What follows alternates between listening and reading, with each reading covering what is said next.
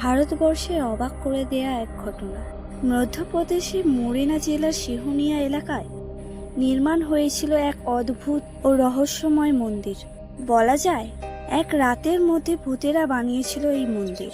সকাল হয়ে যাওয়ায় মন্দির শেষ করতে পারেনি তারা। খ্যাত এই মন্দির তবে থেকেই অসম্পূর্ণ অবস্থায় রয়ে গেছে।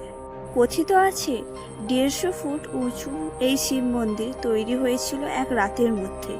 তাও আবার কোনো মানুষের হাতে তৈরি নয়, করেছিল ভূতেরা। রাতভর ভূতেরা এই মন্দির নির্মাণ চালানোর পর যখন সূর্য পূব আকাশে উঁকি দেয়, তখন মন্দির অসমাপ্ত রেখেই ভূতেরা চলে যায়। এখনো এই মন্দিরের দিকে তাকালেই বোঝা যায় যে মন্দির পূর্ণ নয়, অনেক জায়গা ফাঁকা রয়ে গেছে। মন্দিরটির আরও একটি অদ্ভুত বিশেষত্ব হলো এটি পাথরের ওপর পাথর বসিয়ে নিছক ভারসাম্য বজায় রেখে তৈরি। কোনো জোর নেই, কোনো আঠা জাতীয় কিছু নেই, দুটি পাথর জোড়া লাগানোর জন্য। দেখে মনে হবে একটা ধাক্কা দিলেই পাথরগুলো হুড়মুড় করে পড়ে যাবে, কিন্তু কেবল একটা পাথরের উপর আর একটা পাথর রেখে তৈরি হয় এই মন্দির। এই মন্দির 21 শতাব্দী থেকেই এখনো পর্যন্ত বহু ঝড় ঝাপটা প্রাকৃতিক দুর্যোগ সামলেও দাঁড়িয়ে আছে মাথা উঁচু করে।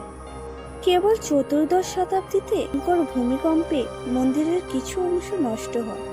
এই মন্দির আরো অবাক করে দেয় তার পাথরের জন্য। যে পাথর দিয়ে মন্দির নির্মাণ করা হয়েছে তা ওই অঞ্চলের বহু দূর দূর পর্যন্তও পাওয়া যায় না।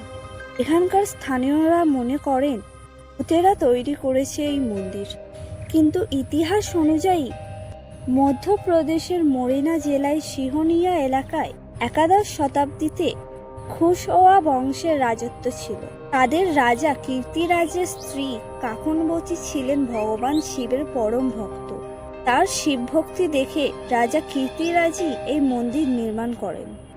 কিন্তু এমন পাথরের উপর পাথর রেখে এত উঁচু ও বিশাল কোনো মন্দির নির্মাণ করা কোনো মানুষের পক্ষে কিভাবে সম্ভব?